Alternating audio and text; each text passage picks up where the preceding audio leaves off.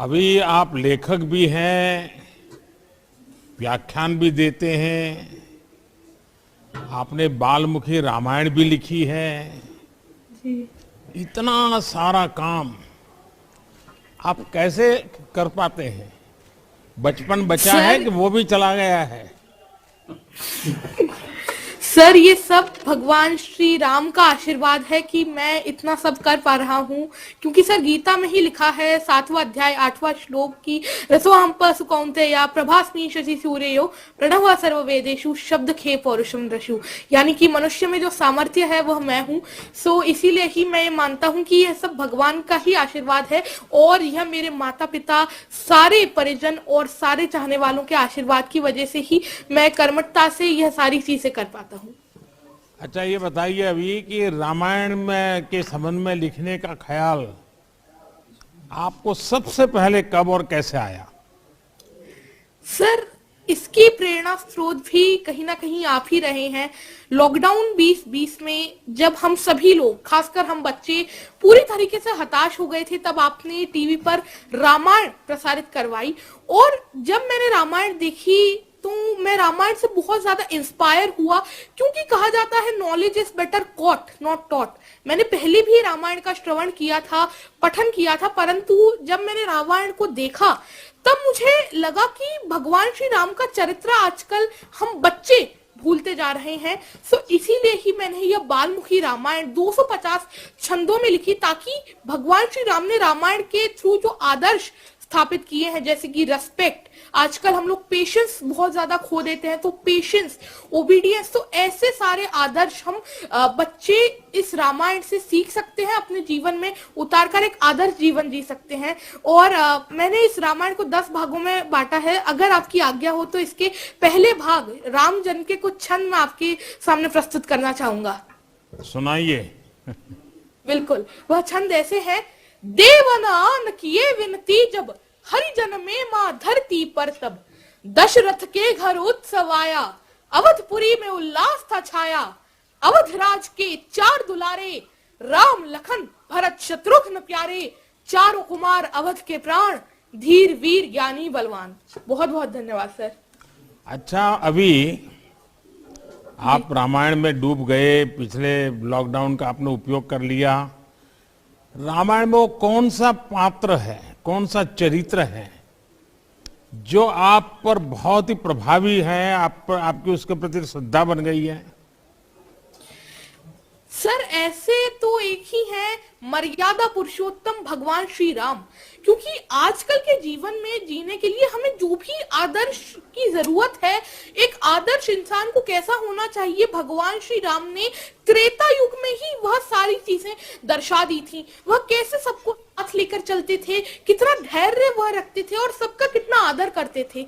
ऐसी काफी सारी चीजें हैं जो मुझे भगवान श्री राम से सीखने को मिलती हैं। सो ऐसे आदर्श तो मेरे भगवान श्री राम ही हैं।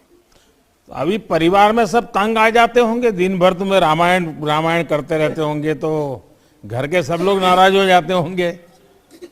नहीं सर, सौभाग्य से मेरे माता पिता मुझे सबसे ज्यादा सपोर्ट करते हैं। बचपन से ही इन्हीं से मैंने रामायण, महाभारत, गीता, इन सब का चीज सुनी, और श्रीमद् भागवतम में 7वें अध्याय में, 7वें कैंटो में लिखा है कि जब हम कोई भी आदत बचपन से ही डेवलप कर लेते हैं तो वह हमारे साथ जीवन भर रहती है।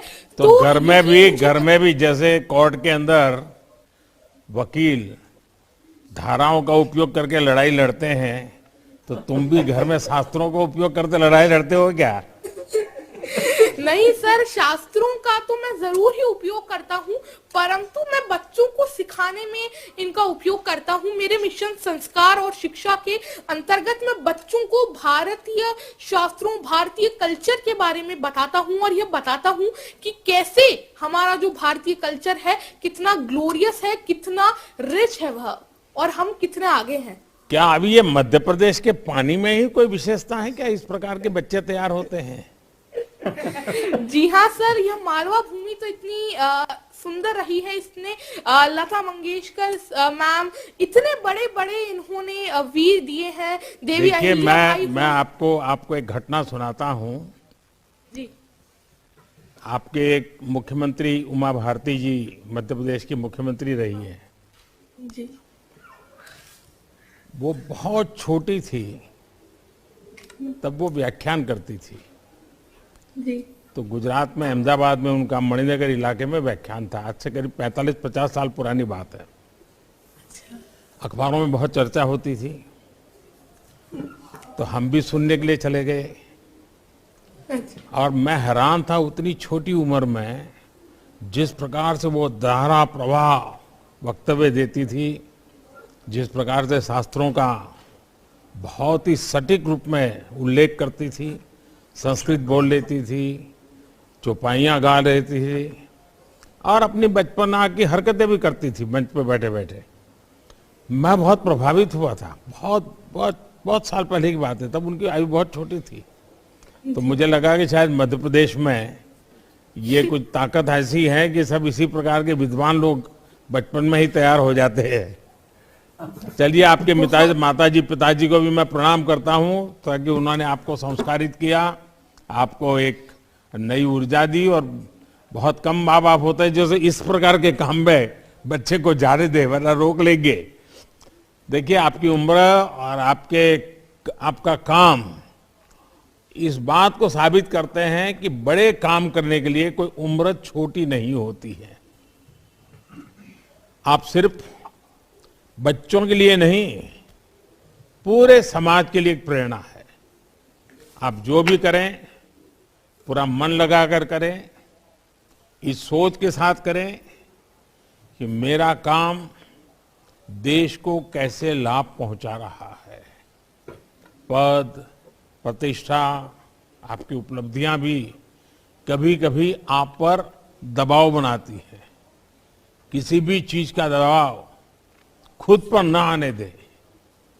आपको आने वाले जीवन के लिए बहुत बहुत शुभकामनाएं। बहुत बहुत धन्यवाद सर। आप ना आशीष हमेशा मुझ पे बनाए रखें।